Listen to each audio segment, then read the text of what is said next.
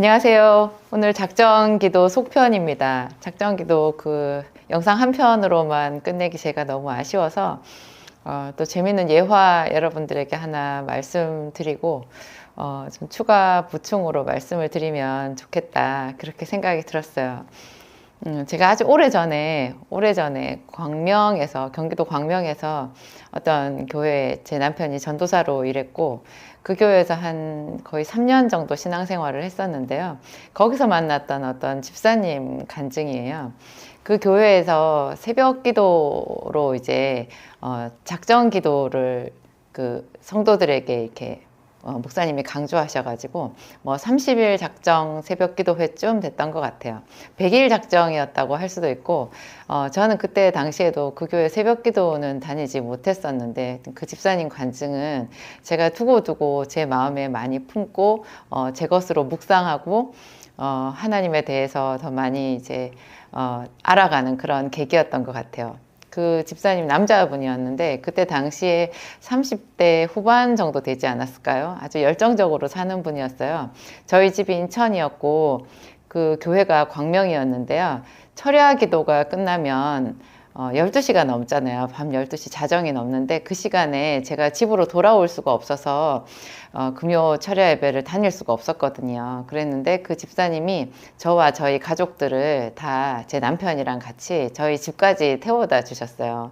그래서 제가 그 교회에서 하는 철야 기도를 다닐 수 있었는데요. 그 집사님께 지금도 참 고마운 마음이 있어요. 그분이 당신 자신의 말씀으로 좀 방탕하게 살으셨대요. 그때도 아직까지 결혼을 안 하신 분이었는데 방탕하게 살다가 그분 어머니가 권사님이셨거든요. 아주 교회 믿음 좋은 권사님이었는데, 이제 어머니 기도가 하나님께 상달되었는지 이분이 어느 날 자기가 하나님을 만나야 되겠다, 하나님께 작정으로 기도를 해봐야 되겠다, 그 생각이 들었대요. 그래서 자기 기도 제목을 이제 딱 정해가지고 그 교회에 작정으로 새벽 기도를 다닌 거예요. 그분도 집이 인천이었기 때문에 인천에서 광명에 있는 그 교회까지 새벽 기도가, 그때 그 교회에서 새벽 기도가 4시 반이었던 것 같은데, 만약에 5시였다고 해도 마찬가지죠. 인천에서 광명에 있는 교회까지 뭐 새벽 5시든 4시 반이든 그때 새벽 기도를 다니는 거는 쉬운 일이 아니었을 거예요. 근데 그분이 그 30일인가 한 달을 작정을 해서 그 새벽 기도를 열심히 다닌 거예요. 정말 간절하게 다녔어요. 그래서 이제 하나님이 응답해 주실 걸로 이렇게 생각을 했는데 아무 일도 안 생긴 거예요. 그 한 달인가 뭐 100일이었는가 모르겠어요. 하여튼 그 기간이 다 찼어요. 다 기간이 찼어. 그래서 역시나 그러면 그렇지, 무슨 응답을 하나님이 나한테 주시겠어. 그리고는 짜증도 나고 섭섭하기도 하고 화가 나기도 하고 막 그랬던 거예요. 그런 복잡한 마음으로 그 마지막 날 새벽 기도회를 딱 끝나고 나오는데 그러면 그렇지, 뭐 하나님이 나한테 응답하시겠어, 뭐 하나님이 어디 계시겠어, 이렇게 생각하면서 딱 돌아서서 나오는데요. 뒤통수에 대고 하나님이 말씀하셨대요. 너는 고작 30일이냐? 나는 너를 30년을 넘게 기다렸다. 이렇게 말씀하셨대요. 여러분, 이런 응답은 어떻게 생각하세요? 하나님과 그 우리와의 관계가요, 이런 면이 제대로 제맛인 것 같아요. 우상은요, 그냥 우리가 사람이 만들어서 사람이 자기 원하는 방식으로 그 우상을 만든 거잖아요. 그래서 우상과 나 사이에 어떤 충돌이라는 게 없어요. 그냥 반응이 없든지 아예 반응이 없든지 그냥 내 마음에 원하는 대로 내가 끌고 가는 거죠. 우상과 나 사이에 무슨 우상의 인격과 내 인격이 부딪혀서 오는 충돌 같은 거는 사실상 없는데요. 하나님은 하나님 자신이 분명히 계시잖아요. 하나님은 자기 자신을 스스로 있는 자라고 얘기하셨고, 또 예수님은 말씀이 육신이 되어 이 땅에 오셨다고 하셨고, 나를 간절히 찾는 자가 나를 만날 것이다. 나를 사랑하는 자가 나의 사랑을 입으며 나를 간절히 찾는 자가 나를 만날 것이니라, 그런 말씀도 하셨잖아요. 작정 기도든 금식 기도든 어떤 기도든지요, 우리 나름의 우리가 가지고 있는 기도 제목을 가지고 하나님께 기도를 하지만, 그것보다 훨씬 더 중요한 것은 우리와 하나님이 서로 만나게 된다라는 거예요. 하나님과의 만남이라는 거예요. 비록 내가 원하는 것과 하나님이 내게 주시고자 하는 것이 서로 어긋나서 다르다고 할지라도요, 그 만남 자체가 응답인 거예요. 하나님은 내가 나를 생각해서 내가 나를 가장 좋게 계획을 삼아가지고 어떤 목표를 정하고 내 이상형 정도로 어떤 뭔가를 이렇게 만들어가지고요, 그쪽으로 나를 끌고 가려고 하잖아요. 그거 어떤 것보다도 하나님이 나를 위해서 계획해 놓으신 것이 차원이 다르게 더 좋은 거예요. 우리가 너무 어리석고 어린 거죠. 그래서 나를 만드신 하나님보다 내가 나 자신을 더 몰라요. 내가 뭘 좋아하는지, 뭘 행복해 하는지, 뭐를 가장 기쁘게 생각하는지 내가 나를 잘 모르거든요. 그런 상태에서 내 좁은 시각에 나는 이게 좋아, 이게 좋아, 이게 좋아 이렇게 하지만, 사실 하나님이 창조주 입장에서 하나님께서 우리를 보셨을 때 하나님은 그 모든 인생들의 최고의 전문가시잖아요. 우리는 뭐 살아봐야 지금 뭐 반세기도 못 살았죠. 저는 이제 겨우 50 좀 넘었는데요.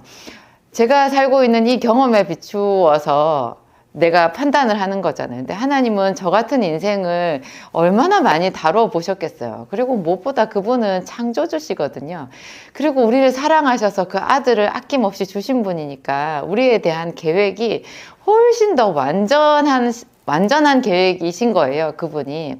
그래서 이 집사님은 자기의 어떤 응답의 문제, 자기 인생의 문제를 가지고 그 문제의 응답을 위해서 하나님께 30일 작정으로, 뭐 100일 작정이라고 해도 그 작정으로 기도를 했지만, 하나님은 이분 자신을 만나고 싶어 하셨고요. 그분에 대해서 가진 더 좋은 계획이 있었던 거예요. 그래서 두 분의 인격이 이제 그 작정 기도가 끝나는 날 딱 부딪힌 거죠.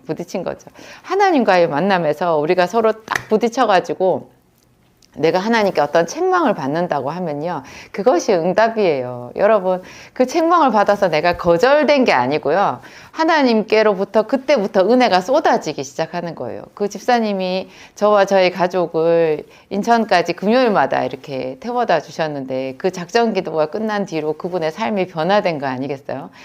너무너무 기쁘고 행복하시다고 했어요.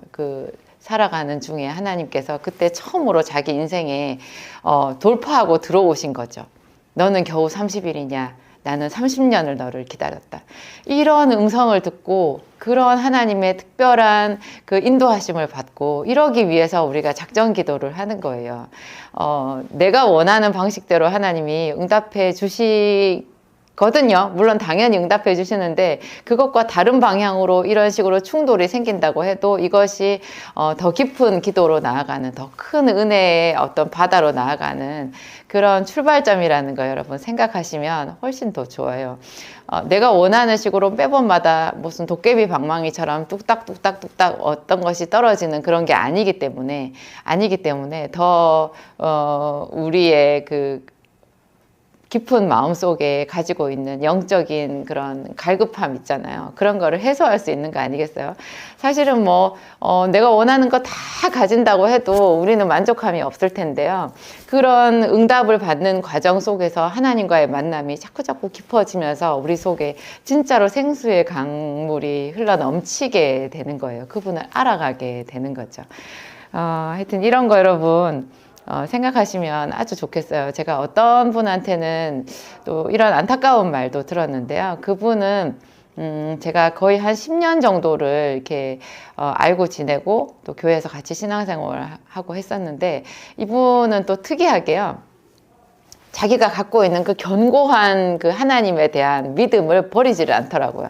제가 말하는 이 믿음은 별로 좋은 믿음이 아니에요. 그러니까 자기식으로 하나님을 생각하는 거예요. 그것도 일종의 믿음인 거죠. 자기식으로 하나님을 생각하고 단정하는 거니까. 진짜로 하나님, 정말 참된 하나님 본연의 모습을 알기보다 자기가 생각하는 하나님 속에 갇혀 있는 건데요. 그분이 생각하는 하나님은 이런 거였어요. 내가 기도를 하든지 기도를 하지 않든지 하나님은 어차피 당신의 뜻을 이루실 것이다. 내가 만약에 기도를 한 것이 그분의 뜻에 합당하지 않는다면 그러면 내가 기도를 해봐야 소용이 없지 않나. 오히려 그것 때문에 하나님과 더 갈등만 생길 텐데 내가 뭐 그렇게 불편하게 그런 기도를 하는가. 그냥 내가 기도하지 않아도 그분은 전능하신 하나님이시니까 당신의 뜻대로 나를 이끌어 가실 것이다. 이렇게 생각하는 거예요. 이렇게 생각하면 여러분, 그분이 뭐 철야 기도나 작전 기도나 뭐 금식기도나 이런 걸 할 리가 있을까요?